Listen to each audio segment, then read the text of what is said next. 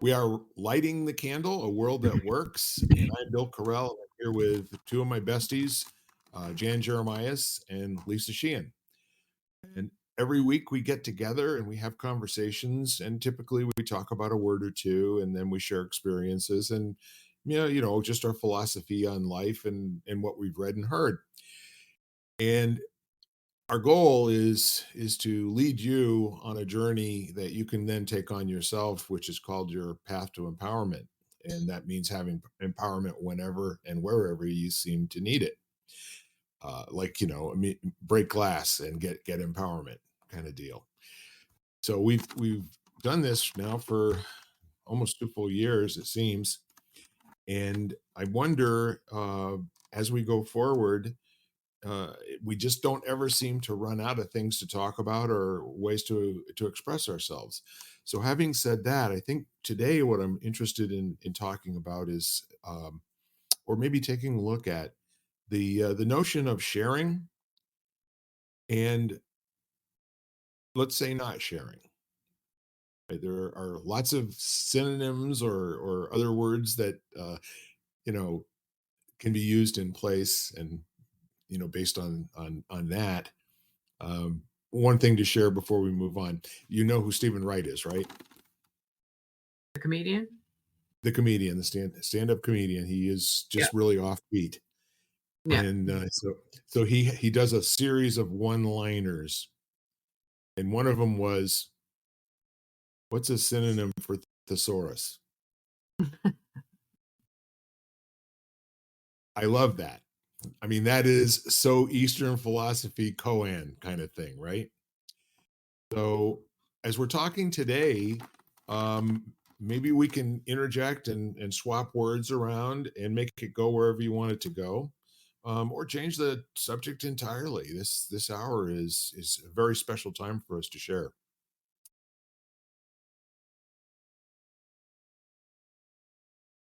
I was looking up the definition.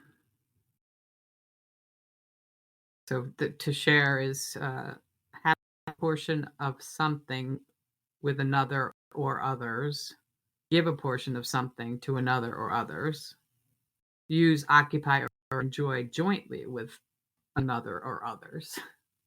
Hmm.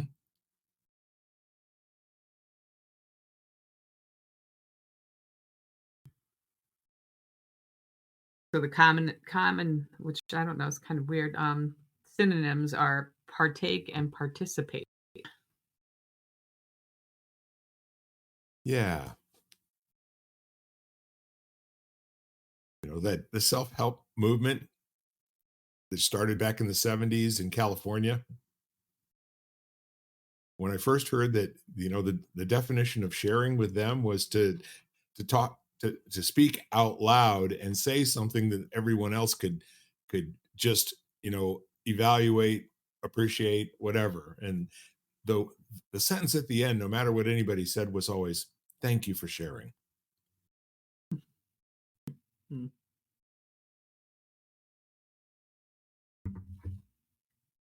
See those wheels turning, Jan. Yeah, no.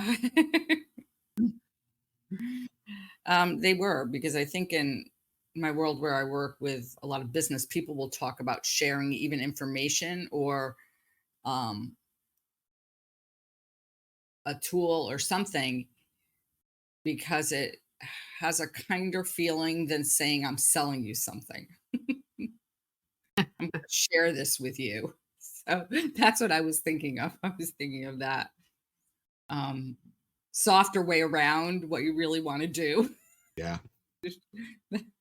And sometimes you wish people would just be upfront and say what they want versus just try to deviate around what is really there. That brings up sex. Like we had a woman from the South that she had a really, really heavy, thick accent from the South, and that's what she would always say when she was pissed, when she was mad. Let me share something with you, sugar. Yeah. Funny. So you think about the commonplace usage, and for a word to have so many different applications, Mm. my heart goes out to the Chinese people who come here and try to learn our language, because the context is everything, and intonation of the voice and all that. But we can ride share. We can share a moment. We can have a share of stock. We can have our share of the pie. We can take what we have and share a little bit all the way around, and that probably just scratches the surface of all the different ways that share can be used. Then there's also Sonny and Cher. Good luck with that. Well, you know Stephen Wright. No Stephen Wright. Yes. My favorite one is where he gets on the elevator and he presses the button to Pittsburgh. I love he said if you put an air conditioner, a humidifier, and a dehumidifier in a room, which one would win? Yes.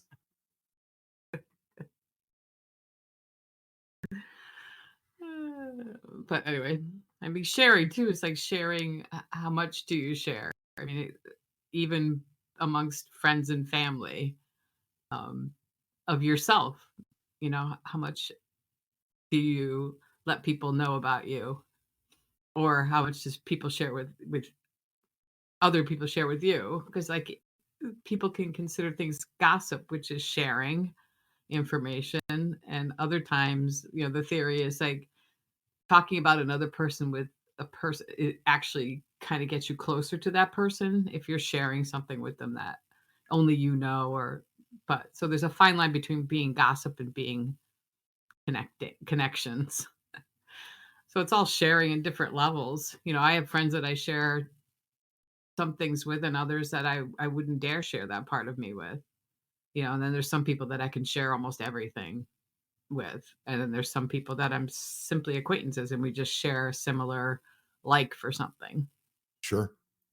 That's what I was thinking of, Lisa. I was thinking of sharing experiences or common experiences, which that form of sharing unites you with somebody a lot of the time.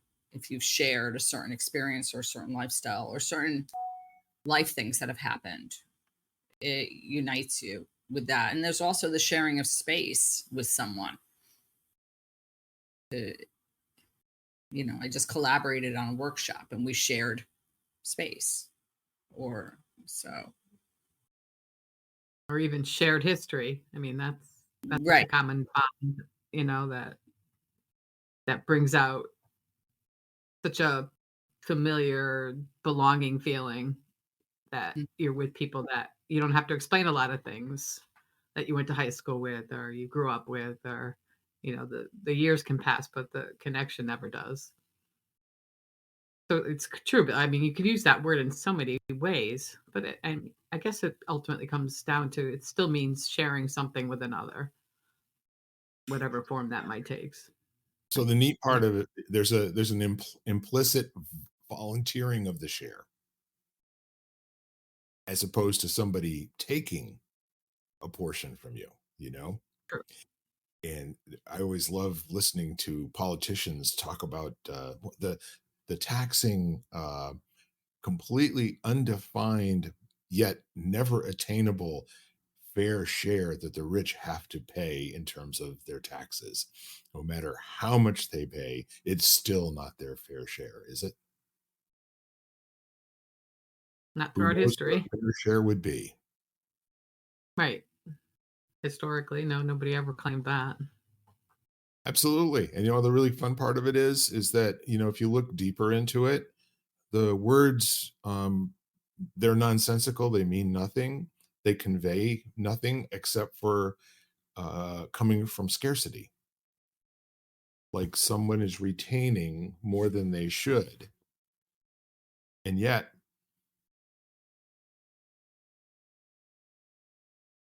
so in a large family, what would your fair share be?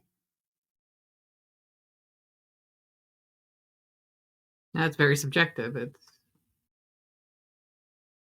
right. So everything is subjective. So Yeah. especially when somebody else is telling you what your share should be, like you just said, it's not.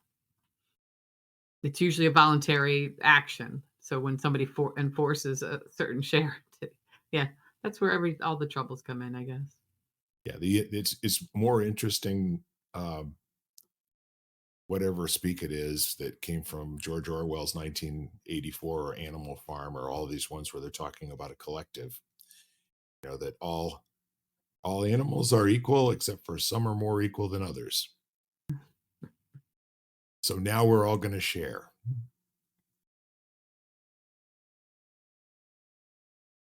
Nice language, put a good face on it. What could go wrong?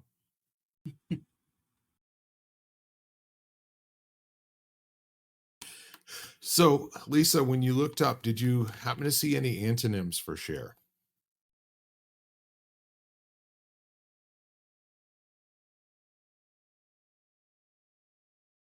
I don't like to do that. I'll see if there's, oops, another dictionary. I can tell you, my younger sister was brilliant. She had a wonderful practice where after Easter was over, a younger sister and older brother than her, they were the last ones to always finish their Easter candy. And so her deal was, well, let's put them all in one basket.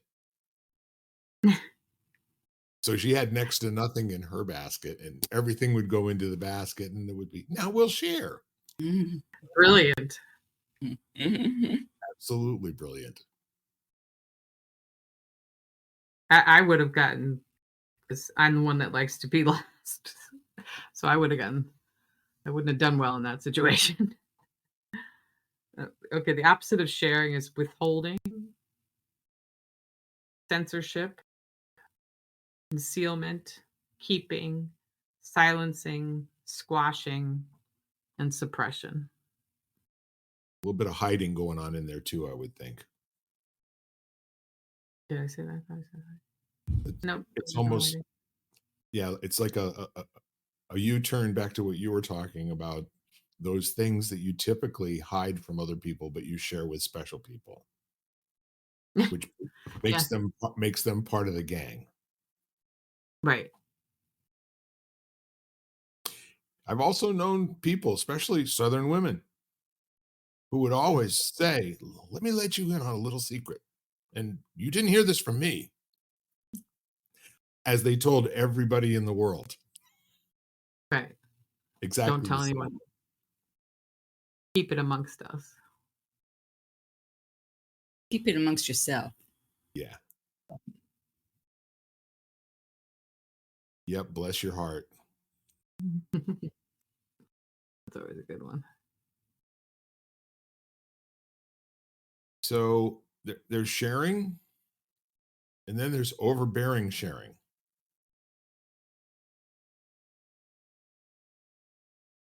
Are When you talking somebody, about? Go ahead. back to the sales model again, Oh, okay. when someone's sharing with you, you can walk away, right? You can decline. When somebody is overbearing sharing, I just made that up. There is an implicit, contract that you will listen until I'm done talking. And no, there won't be any Q&A. Look, there could be a lot of oversharing in so many aspects. I mean, I know parents that share too much with their children, parents that don't share enough with their children, and both can have adverse effects on the children. So sharing comes in all levels, I guess, and then to find the exact formula is probably the conundrum of life, or they should put it in the manual. Which is kind of interesting, doesn't that kind of bear out in how sharing gets decided? It's always someone else who sets the rules. Oh, I come think you on now. think We're all sharing here. So, I know. give it up. I think you think that, that's what people tell you ideally is that it's for the better. It's all for the good of, it's for the good of all that we're sharing this kind of thing. But I mean, ultimately, like you said, it's your decisions. So you can, I mean, that comes down to human nature again. So, we'll get to the point where, you could either go reptilian and do the fight, flight, or freeze thing, or just stand up to it, I guess, which is the fight part. So, It's not often that you see reptiles sharing, is it? no, they don't like to, especially a sunny rock. Yeah. Oh, yeah. This is my rock. Get your own rock. Mm. Well, I'm just thinking of animals in general. I mean, depending on their environment. I mean, I don't know that, you know, I don't know if I would chance giving, Tonka has stood his own when he has a bone and someone else comes over No and sharing going on there. no sharing. And then we went to visit a friend who was dog sitting, and Tonka went to drink out of the dog's bowl. And boy, was there like a little scuffle there that was Mhm. just like, this is mine. Yeah. And so that territorial aspect of that animal instinct of being very territorial. Very heartwarming when they break through that, though, isn't it? When a couple of animals just finally, decide that, yeah, you're okay in my space, I'm okay in your space. Let's get together. Especially if they're two animals of grossly different size. It's kind of a wonderful thing to see. I think that, I mean, depends on like, I mean, I could take anything from him. He's not going to come after me. I'm Right. take a bone out of his mouth if I had to. I don't know that anybody Mhm. else could, but I could. Well, I'm remembering when we had our dog, we also had a litter of kittens, and those kittens would crawl all over that dog.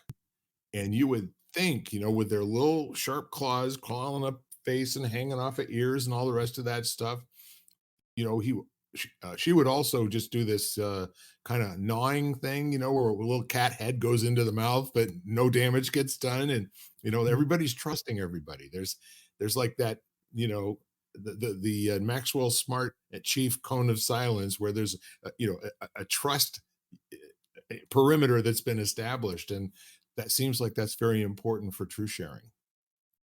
Absolutely. I mean, I look at Tonka with my cats, and there definitely was. They used to like, he grew up with them. They were there when he got there.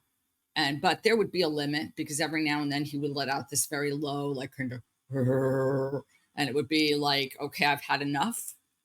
I need my space and I need to, and they would just know better. They were like, okay, he means business. We got to leave him alone. And they wouldn't stop him from coming back and laying on top of him later on, or just giving him a little, like, not doing what they were doing and then going to sleep on him. Yeah. But there were very clear boundaries, which is when you were talking, Lisa, about sharing and sharing too much or sharing too little. I think, yeah, animals might have a better sense of how to create boundaries. That's right. 'Cause I was listening to a podcast, a woman that wrote a book about boundaries and how non-versed we are in creating boundaries and keeping them. And the fact is that if you do create boundaries, it actually makes you closer to people because they know exactly where you stand. Mm-hmm. And I was never brought up that way. I mean, I didn't even know there was really such a thing as boundaries so much. I mean, I know probably simplistic ones that I just knew inherently, but not how to tell somebody what I do and don't like to the point of, and if you do this, then there will, this is what will happen kind of thing. Or to And hang out with people and not want to, just to say, I'm sorry, but I don't like to do that. And I'm not going to do it anymore. yeah, I'm not the one to go to the sports things with you, even though that is me. But or eat raw red meat, or something like that. But if you think about, what boundary is it something that you can weigh or touch, or does it have mass and dimension? Does it cast a shadow? I mean, can you do an X-ray of it and tell that it's a boundary? A lot of things like sharing and boundaries that are part of what we do every single week are tools of linguistics, and they actually describe something that's more theoretical and less, you can't go out and count how many boundaries there are in the world, you know. And for instance, anytime you go to a state line to see where the boundary is, unless you happen to be on a major highway where it tells you that the state ends here and the next one starts here, you can't see it, you know? So we didn't have a notion of boundaries. That word was probably never used in my family of 8 people, at least up through the first dysfunctional part of our lives, where it was pretty much like Lord of the Flies, you know, get what you can get, use whatever guile you have, be charming when it's appropriate. And you're going to get hit anyway. So who cares?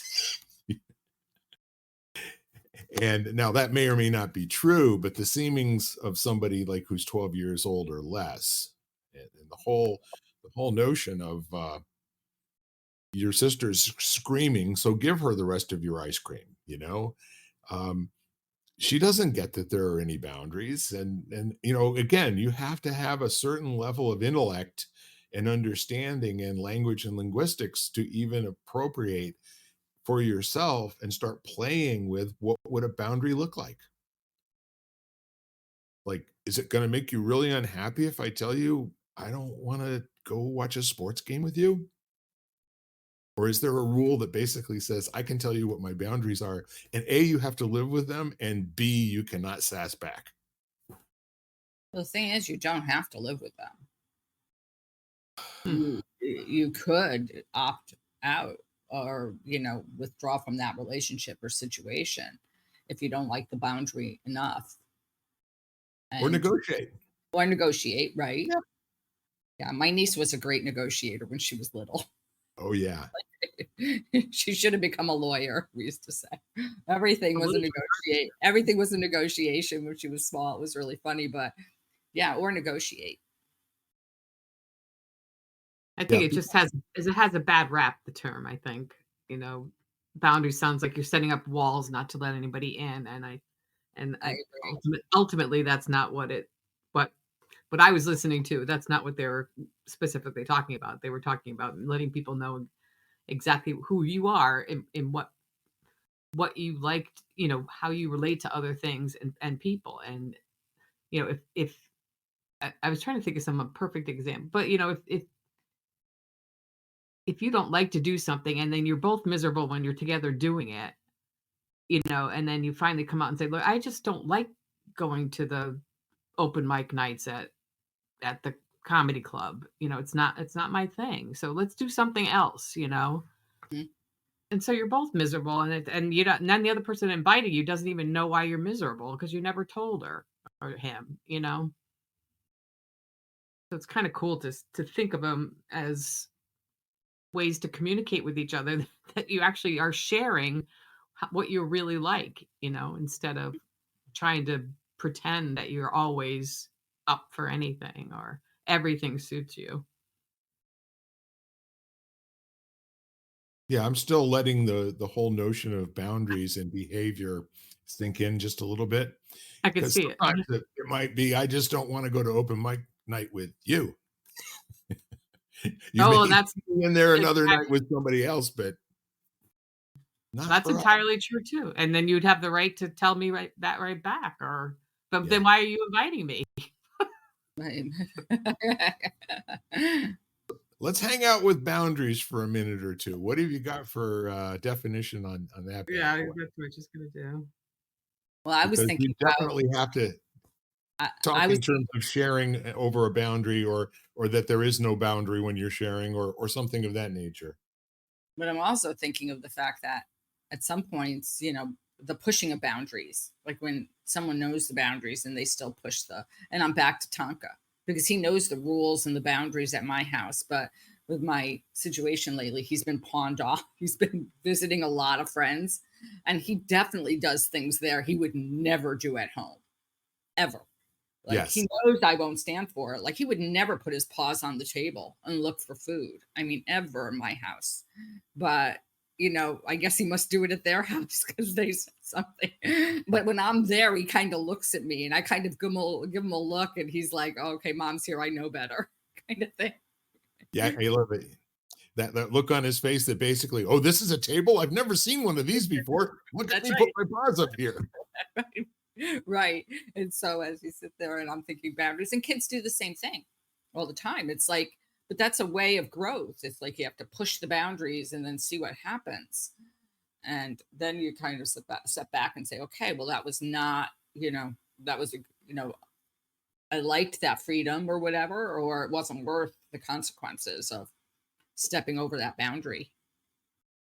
Kinda interesting too, and underneath the boundaries, what's the motivating energy? What's the goal of creating a boundary?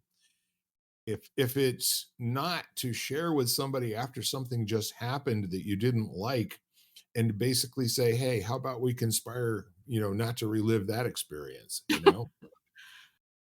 And then you find out, yeah, absolutely. I wanted to say something to you, but I didn't want to break your heart because it looked to me like you were having the time of your life while you were crying. Well, I think boundaries are safe. Sometimes that safety is necessary and they're protective. And so, I mean, I think of the boundaries that I've created, let's say about around my yoga practice through the years. It's just the knowledge and the wisdom of knowing what I should and shouldn't do for my own health and well being. So, knowing those boundaries, because I know and I've pushed those boundaries and pushed the limits and paid the consequences and then the, injury or growth. And then it's my decision as to whether I expand beyond that. Yeah. If I decide that it's worth pushing the boundary or if it's worth saying, okay, well, at this point, that's just not, I'm not willing to be in pain for 3 months, so I'm not going to do it. So the basic, well, the simplistic definition is a line that marks the limits of an area, a dividing line, a limit of a subject or sphere of activity. But then when it comes to a boundary, definition of boundary in relationship, it says personal boundaries are the limits and rules we set for ourselves within relationships. A person with healthy boundaries can say no to others when they want to, but they are also comfortable opening themselves up to intimacy and close relationships. I like that. It's I know. a little bit more complete and in-depth look at a term that basically says, on a map, you can see well-described boundaries, and there's really no debating what those boundaries are. However, when people get involved, those boundaries are up for negotiation all of the time. Having things to do with eminent domain and adverse possession and all these other things where somebody can come in and with a really good lawyer change those boundaries by sheer force of will. So if you talk about, having a healthy personal relationship where the boundary is something you share with people like a heads up, you know? And, by the way, if you spend any time with me, you're going to probably realize that I don't like MMA. Okay. I was It's not just going to ask personal. you. Yeah. No, if you wanted to go to an MMA match. I would go with you. I would stretch my boundaries for you, Lisa. Well, any I'm not lot sporting a big event. fan of anything where people are beating the snot out of each No, other, you know? no, I would not be the first one to fight you to that. The goal is to render the other person helpless. Where does that fall on the empowerment spectrum? Right. That's a lot of boundary crossing. Yeah, it is. Yeah, and it's But I think it kind of sets up like where people stand. People that do have healthy boundaries, you don't have to guess. You just know. And I think that way people trust you too. That's what it comes down to because they know you've established what kind of person you are by telling them what kind of person you are. And then they know for themselves how much they can trust you. And, if you're, it just seems like it makes a lot of sense and something that could use a lot of practice in my life. I know that much. I'd love to practice more boundaries. Um, and I think once you get used to it and then you start doing it, it gets easier too. So, and if you see the results, like like a kid, if the results are positive, and if the results are positive in the fact that you get rid of things that you didn't really like in the first place, so I mean it's kind of like a win-win situation, it feels like. Yeah. Yeah. The notion of declaring to someone that I do have limits and I want you to know about it. I don't want to just explode, and get triggered in an instant and behave really badly towards you. I could still do that anyway, but I just want you to know it's my intention to give you, a little bit of a warning sign.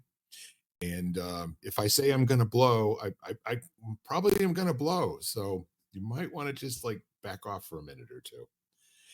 I And actually then, had to yeah, express a boundary with my father recently, yeah, and it's not something my family does. In fact, when I had all these wonderful wonderful to me things to say and points to make, but the second I got him on the phone, he's like, so I expressed one thing and he said, "So how's your sister doing with her knee surgery?" And I went, oh, instantly change of subject. the tactic that you use with a 2-year-old. Play with this toy. Don't scream about the Fruit Loops being gone. And that's a classic. I mean, it's how we were confrontation was never, you never talked about it, you never did it. And if it happened, you just ignored it, swept Yeah. it under the rug, or changed the subject. Mhm. That's an interesting thing going back to, my early memories of upbringing and everything. And this says nothing about my parents, by the way. I just want you to know they were fabulous people. They decided they were going to have 6 kids. They probably should have been examined and figured out boundaries a lot earlier than that, but that's what they decided to do and they pulled it off. So in the meantime, we also learned, hand-to-hand combat, how to use things that had happened years before in any conversation to the best advantage that it gives you leverage in that moment, no matter who gets their heart broken. That was pretty cool. And so, you're talking about how people behave and the whole notion of having boundaries. Well, we had boundaries in that there were none. It kind Hmm. of didn't make, any difference. And we learned how to say I'm sorry an awful lot. We didn't even do that. No, you didn't get to that point, did you? No, no, It nope. was like having a mouthful of mashed potatoes and no place to spit them, right? And I adore, like, I would, like, give the same explanation or as you did. Like, I if you rate your childhood kind of thing, I've seen that question recently, and, I liked my childhood for the most part, Yeah. until I realized that not everybody's father acted that way, or, that kind of thing, but for the most part, I think I had a great childhood. Yeah. But when comparing things and realizing, like, different things that I I realize I'm emotionally stuck at some things because of not being able to express, not facing confrontation, not having boundaries, not having, not a very expressive, affectionate family. There's and then coming into the world and trying to see why these things aren't like that for other people, and how do I fit into that now? No, that's pretty interesting. Not only were we the Bickersons, but we also had no boundaries in terms of expressing love for each other. And I'm going to tell you what, if we ever were in a situation where there was somebody from the outside picking on any of us, you got us all every single time. No doubt about it. very, very close that way.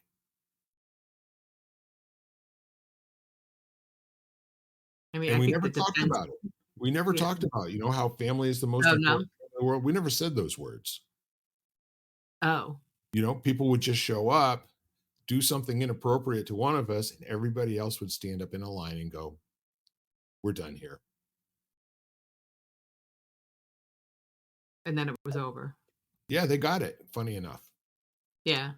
But did you guys talk about it after that? What's there to talk about? Mm. I mean, when the time comes, we've got each other's back, and there's no point in even discussing that. It's not an option. Well, Bill, what I feel you're describing is something that was almost innate to you guys. So there was no need for explanation Yeah. afterwards because, and maybe for myself, and I don't want to speak for Lisa, where it was so unfamiliar, we would have to debrief. Afterwards, we would have to have a little debriefing session and kind of talk about and rationalize or whatever how everything went and how everything transpired and what happened and what did it mean and whatnot. Wow. Well, How with many with sib 6 kids, and how many did you have, Jan? Three. There were three of 3. us. Now, see, that would have been like, in my opinion, that would have been like a usual number, because I think back in the 1960s, the average family had 2.3 children. Now, how they had 3/10 of a person in the family, I don't know how they did that, but that's what they said. And we had 6. And my mom had 3 miscarriages too. Wow. Catholic.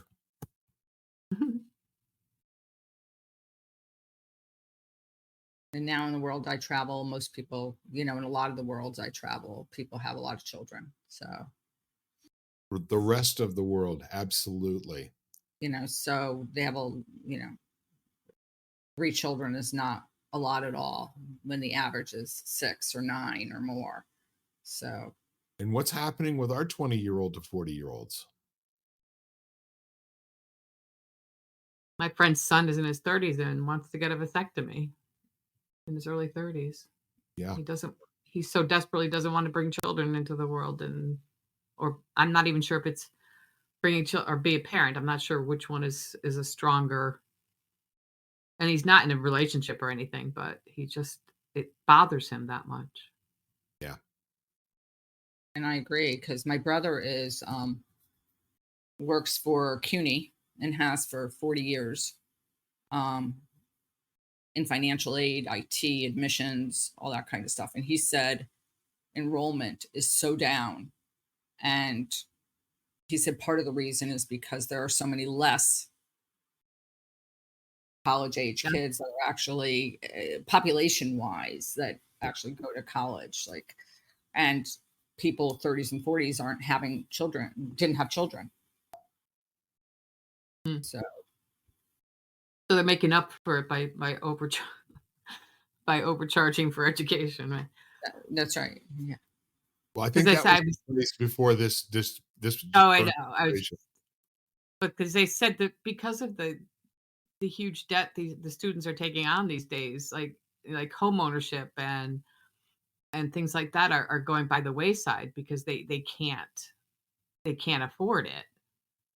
And I mean, and everything that's attached with that. So, taking any no, they don't want nothing to do with China or old furniture or anything like that. Well, A, because they don't have any place to put it, and B, because they don't really care. But um, everything that goes with home ownership or being able to buy things once you're out of college is gonna go away. Right. And so those and even automobiles, they don't wanna own A, they can't afford one, and B, there's other ways to get around. So that's gonna start. It's already dipping, but it's gonna start affecting a lot of occupations. And I think you also have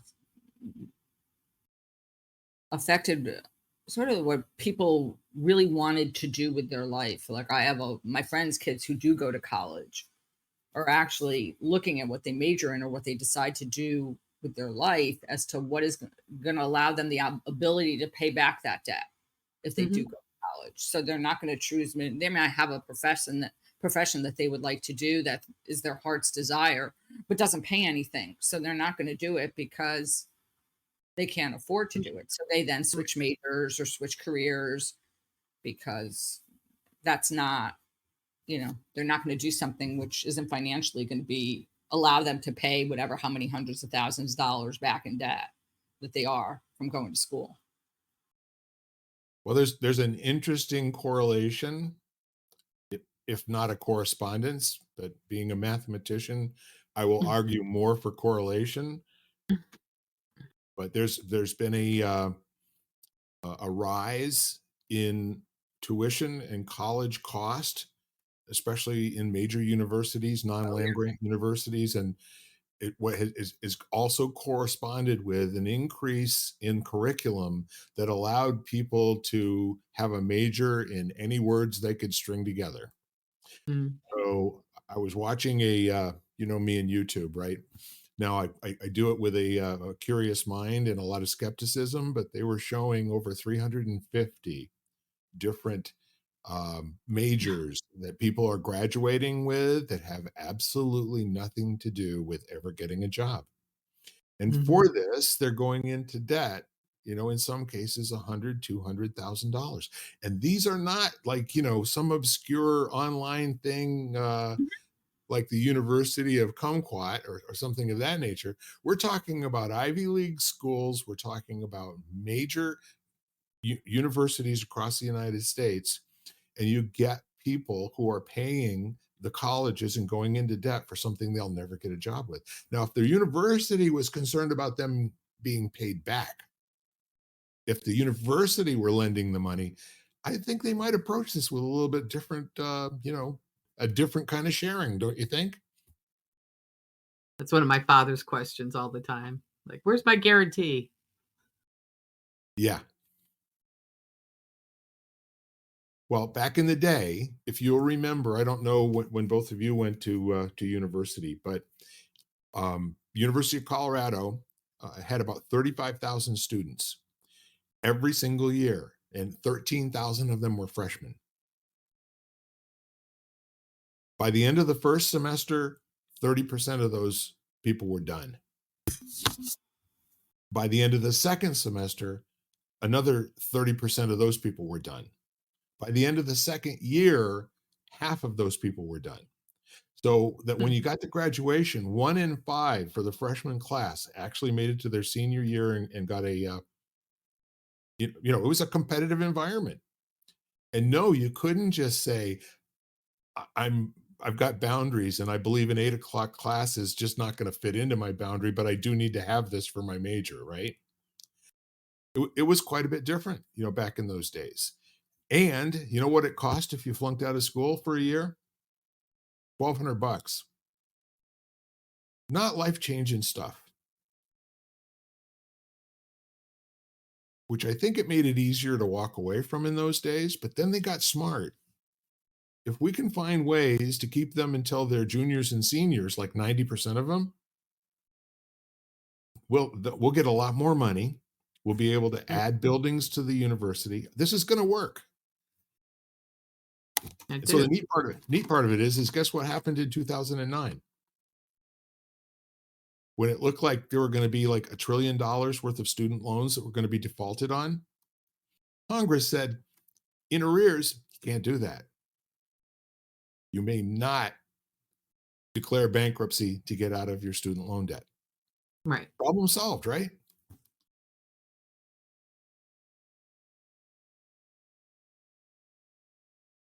And guess who stopped lending money to students? Every major banking institution in the United States. Wells Fargo stopped. Bank of America stopped. They all stopped. So where's the money come from? Interesting story. Something you want to look up. So we're talking before about people making decisions on boundaries and what have you. We're kind of in an interesting place here,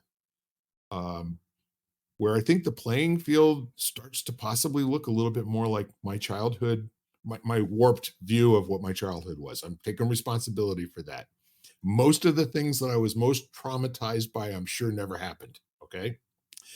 So having said that, what kind of behavior and are we seeing, in our culture at this moment? And will it kind of be a 5, 10 years from now? Will it be really a very special group of people who get to sit around and talk about words?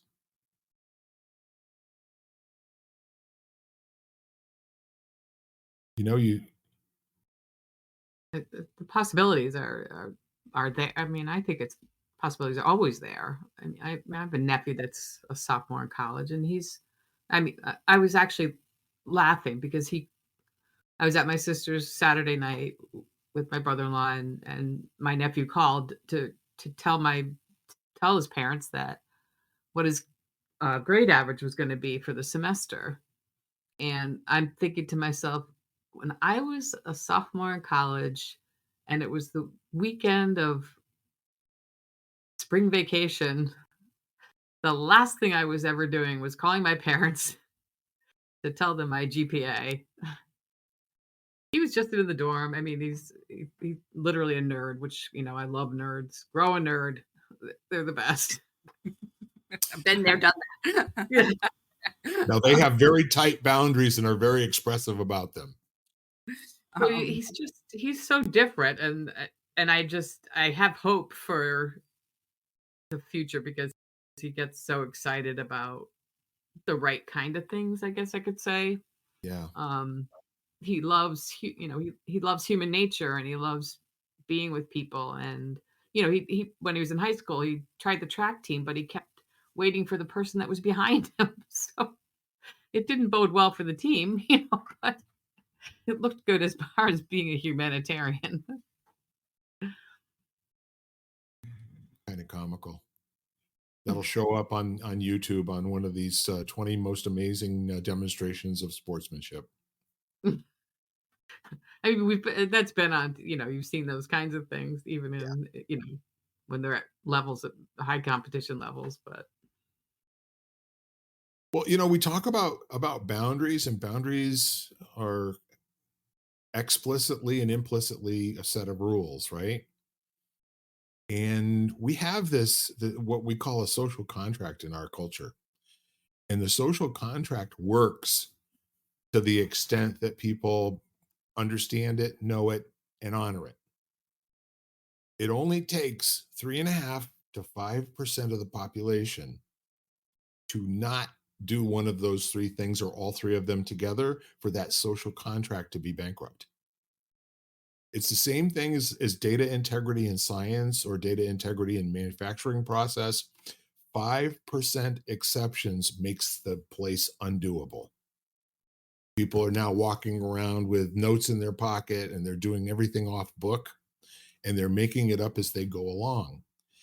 And this is kind of an interesting sort of a correlation. I mean, Jan, can you imagine trying to make decisions about medications knowing that there's a 5% built-in fallacy to the data that you're looking at, when most of the decisions come down to a 2 or 3% difference between this and that? Margin of error being greater than that, nobody trusts it anymore. And people go back and default back to what their gut is, and they share from their gut.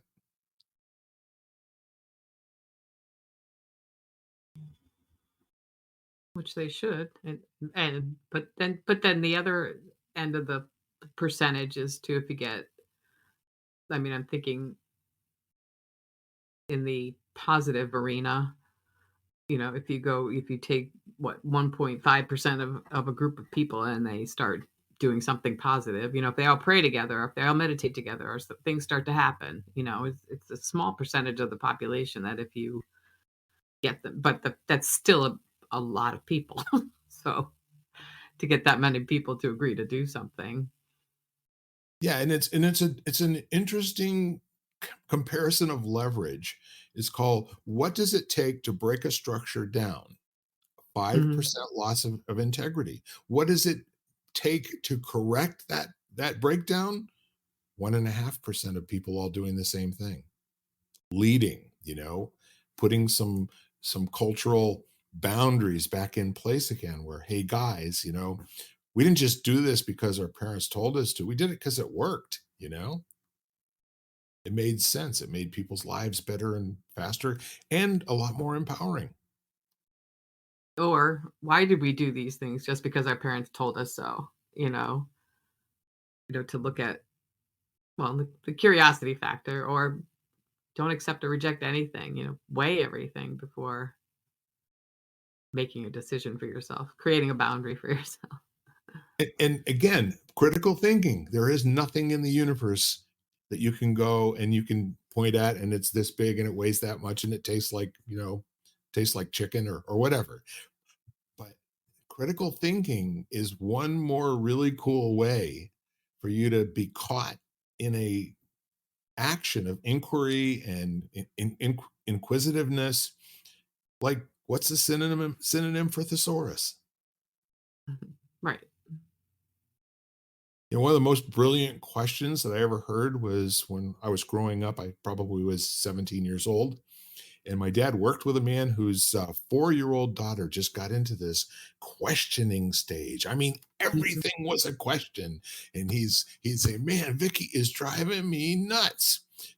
You know what? Hear what the latest one is? "Daddy, why are rocks?" Period. Honey, what? Why That's are rocks what? yeah. Why are rocks, Daddy? It's a pretty simple question, right?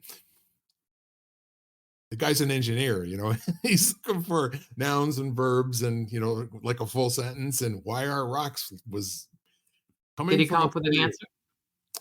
No, no, no, no. This was just an anecdote to share with other adults. I don't know how things went for Vicky because we kind of lost touch with them, but um never did lose touch with Dick. Dick's been a good family for 50, good friend for 50 years. But the point is that not having critical thinking, you can be an engineer and not be a critical thinker. Do you know that? I would imagine. I Hmm. imagine you could be in any occupation and just do what you were told, Yeah, follow there's kind of procedure. a truism to the more you've been taught, the more blind you are to the obvious. Hmm. Mm. Your mind will not accept that information as new. It's all familiar, it's all how it is, and it really takes, being disrupted for Well, I you think to. that, sorry, Bill. No, it's okay, go ahead. No, I was thinking of when you used that example, I remember when I was learning, I don't know whether it was trigonometry or calculus or whatever. And in the beginning, you takes 20 steps to solve whatever the problem was. And then you learn one step that does it all, but you can't really go back to doing the 20 anymore No. because it's like you forget how. And I think that sometimes we're over taught, and in certain professions I think they're not given a choice, whether that be because of liability. I'm thinking of the health professions now, Yeah, doctors, where they actually have to follow a certain regime or protocol and they can't deviate from that protocol for whatever reason. Insurance won't cover it or whatever, and they're kind of forced into a situation where they can't be critical thinkers. sure. The same thing in geometry with theorems and show your work and all the rest of that sort of thing. And so being the class clown at one point, our teacher, Miss Hertzberg, she had also been a nun. And somebody asked her, where she went to school. And how did she decide to become a math teacher? And then I piped up, "Show your work," which basically is don't leave any details out. And I'm with you, Jan. When we got to you intuitive people can get the answer before they understand the question sometimes, and there's no learning going on there. So I get you got to do the rudimentary. And when we did show the work, the operations made sense. They Mhm, were exactly. constructive. Yeah. As opposed to some other, techniques of teaching. Do you remember IPA? Mhm. It's What's it stand International for? Phonetics, Oh. where they had instead of having an alphabet with 26 letters, it had 52. and it was a combination of AE and dots over the I. All right. So they tried to teach first graders this because they thought it would make it easier for them to be able to sound things out. And all they did was really complicate and obfuscate, the simple things. So like if cat is now 5 letters, Mhm. right? Mm. So on and so forth. And then we have Common Core, the whole math process for you take this group here, you remove this number, you add these together, you multiply times this, and now you've got a whole page to add a column of 3 numbers. And in what universe does that invite people to learn more?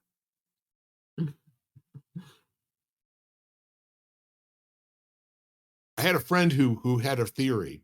He said they're doing this so that the parents can no longer help with homework. We Why want a not? stronger relationship with them at the school Yeah. than the parents have at home. They can't show them how to do these things anymore. Show your work.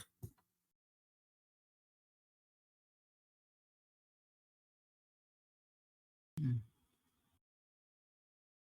Boundaries. Mhm. And I guess showing your work is sharing, and sharing is caring. So, well, I think the funny part of it is it's nice to be able to dissect language and our experiences. And there are lost idioms. There are lost things in our culture, that because they're not being said anymore, it's missing that they're missing. Do you know what I mean by that? Every foreign wave of immigrants that's come to our country over the last 200 years brought with them very interesting, culturally acceptable ways of saying things.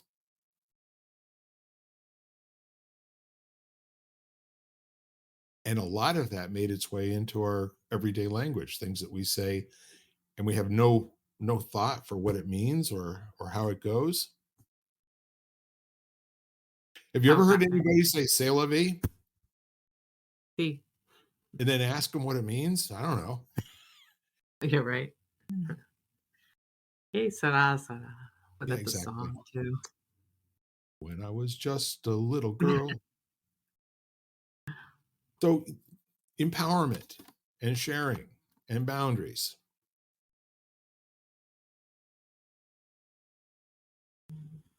I love it when I we think have these pensive moments. the, but I mean, I find it interesting how sharing led to boundaries, and that was and it kind of makes sense when you do put them together.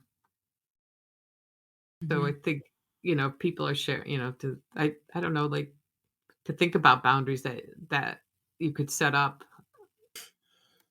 that are pleasurable, that would make your life nicer, simpler, and your relationships with other people better, instead of looking at it like setting up walls to prevent people from coming in or you reaching out to them. But just to give boundaries a better a chance, put it in a To better light. Yeah, and if you can do it, with a curious mind and with the whole notion of let's play with this and see how it. Let's not make a tool of domination out of this new No, language. Because if you do that, I mean, you're like totally missing the boat, right? Whole idea is to identify, where the edge of the cliff is before you get to it, as opposed to cleaning the mess up after you inadvertently fall off or push the person in front of you off. right, right. And Could be not fun. everything, yeah, not everything has the same level of importance either with regard to boundaries, right? No, Well, I think being a yoga teacher, I mean, in yoga, we bind ourselves. Literally, you bind yourself. You twist your body or you confine, so you have the feeling of you, so that you know what the opposite is. You know what it's like to expand. So if Yeah. you look at boundaries as being um walls that help you be who you are, those boundaries, then you have the opportunity to expand within yourself. Like you're more expressing who you are versus Right. a limitation. So, I look at it, you could even feel that physically. And Yeah. that's why you practice yoga to me, so that it's a tactile or somatic sensation of something that's more esoteric and emotional. I like what you said, that they bind. They bind. And it's almost like what does binding do? It holds the whole together. Mm-hmm. And if the binding's not there, it's a different whole.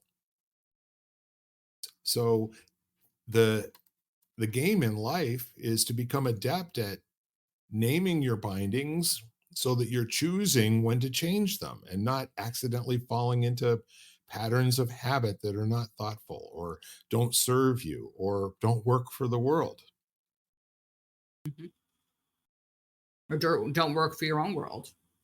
For sure. And in the meantime, if you're ever using anything as a lever to get somebody else to do something, it's actually counterproductive. And as my friend would say, will you stop that? Will you please just stop that? How do I stop that? Just stop. Yeah. You know how to hold your breath? Well, do that with what you're doing. There you go.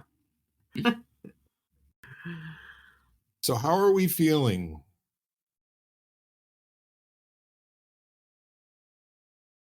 I like boundaries. I like talking about ways to, because if you make your world a little bit better, it affects everything around you. So, and we're just going to go with that theory. If we get 1.5 people to understand that and start going for that, let's work together on our boundaries so that we can be ourselves and let everybody else be themselves too. And let curiosity drive you into the group that you're actually in. Are you in the 1.5% or are you in the 98.5%? Mm-hmm. And it's funny because all you have to do is just change the topic and the numbers change dramatically immediately. Yep. So any other closing thoughts, friends? No, I'm also with Lisa. I've now and have been, but now especially have a new appreciation of boundaries. Me too. I didn't know that I didn't know this much about boundaries. Yay! So in terms of boundaries that you may not know about or are not apparent to you, I'm going to close with the same request that I have now for the last 3 or 4 months. And that is, make it your mission today and this week to reach out to somebody in your life. Text, telephone call, email, Facebook share. Let them know that they matter to you and this world's better as far as you're concerned because they're in it.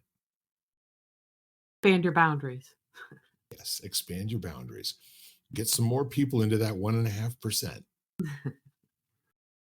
Love you guys. And that's it for this week's episode of Lighting the Candle, A World That Works. Have a good week. Bye-bye. Bye-bye for now. You've been listening to Lighting the Candle, A World That Works, part of the Exvadio Podcast Network. You can catch us each week as well as the rest of the network at exvadio.com/podcasts, as well as the Apple Podcasts app, Google Podcasts, Spotify, iHeartRadio, Stitcher, Audible, Amazon Music, and wherever you find podcasts.